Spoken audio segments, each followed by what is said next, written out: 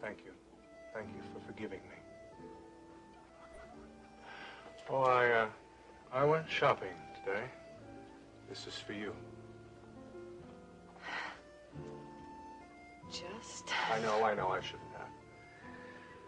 But I wanted to start fresh, Ashley. What better way than with diamonds? Well, they say they're a girl's best friend. They're beautiful. Ashley, I want to be your best friend. I want to be your husband, your lover, your best friend.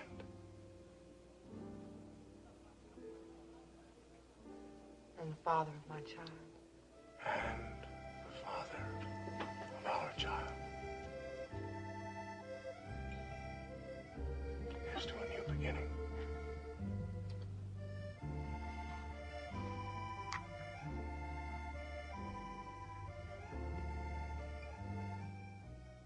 I was so hoping that you'd learn something from the district attorney.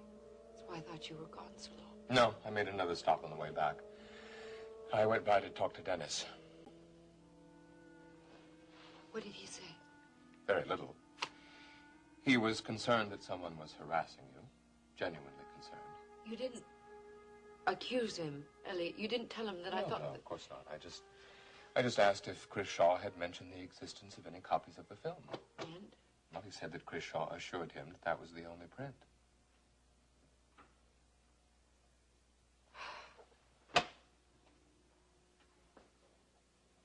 I don't understand this, Elliot. Why is someone doing this to me? I'm sorry, Paige, but at the moment I just don't have an answer for that. What if Nita had opened up that envelope? What if a workman had opened it? Paige. Please, let's try to be optimistic about this, huh? Now, as far as we know, we have the only copies of these photographs. And the only copy of the film is on file at the district attorney's office. This is what I deserve, Elliot. This is what I get for being a fool. Paige, there's no point in castigating How could I have yourself been over so something. naive? How could I have let Peter talk me into making that film?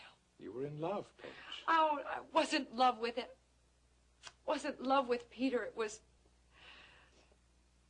I don't know. It was like I was hypnotized. I would have done anything. It's over now. No, it isn't. This mistake is real. It's now. It's going to haunt me for the rest of my life. Everywhere I go, I will live in fear of someone finding out about that film. Paige, please don't do this. Maybe it's someone who's trying to keep me from opening up the boutique.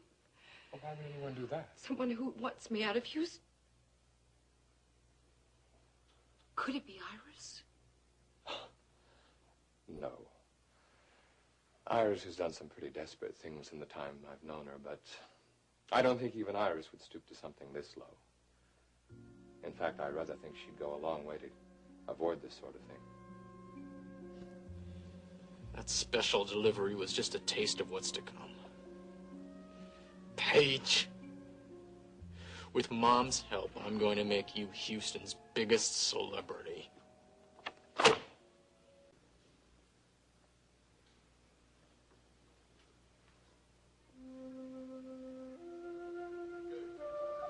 What's wrong? Well, I'm just thinking that it might end up like that. Anything goes wrong today.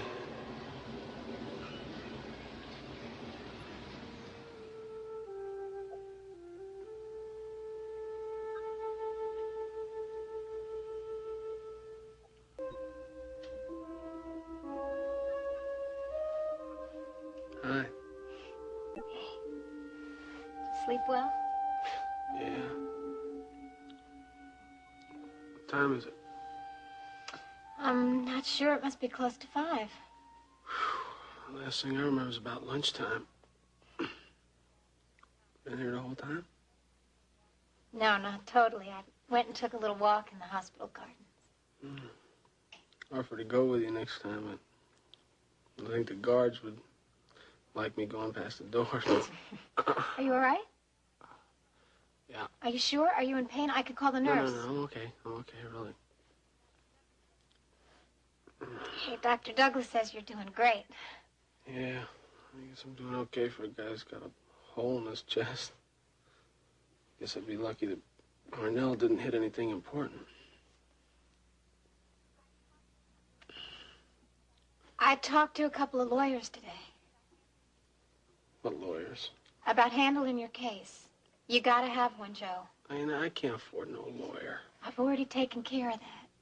What do you mean you're taking care of that? I'm gonna use the money that we were gonna use to get out of the country with. Oh, Elaine, you can't do that. I already have.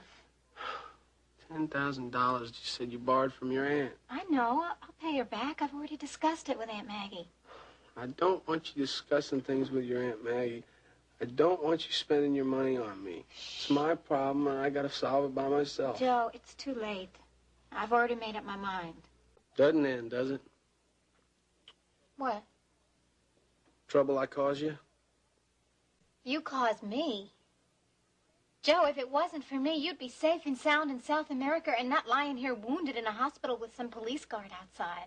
It's just one hitch. And what's that? If I was in South America, I wouldn't be able to spend the last 2 months with you.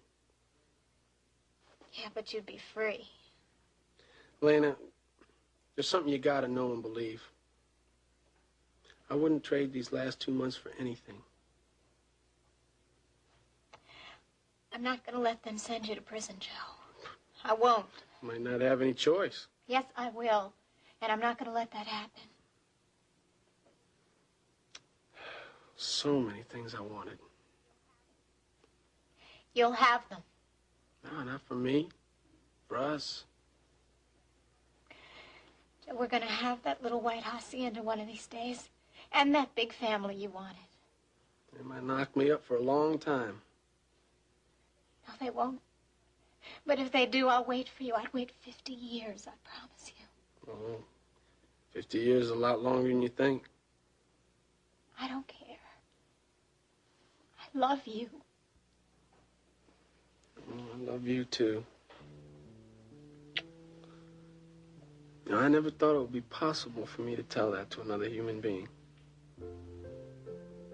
But I can tell it to you because it's true.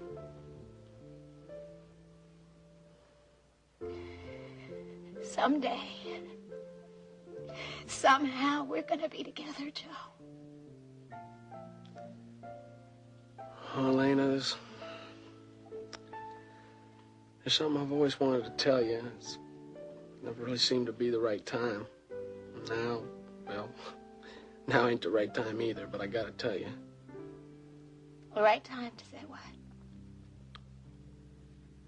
Well, if everything had gone the way we planned it, we'd be in Mexico, gotten married, be husband and wife. That may never happen now. Yes. Let me finish. I can't ask you to wait for me. Joe. And we might be separated for a long time, and I don't want you to make any promises you can't keep. Don't say that, Joe. I'm just saying the truth. I know how it is when people are separated from each other for a long time. I'll never love anybody but you. Well, you never know what life's gonna throw in front of you. A lot of things can happen. Now, I can't give you a wedding ring. There's something I want you to have.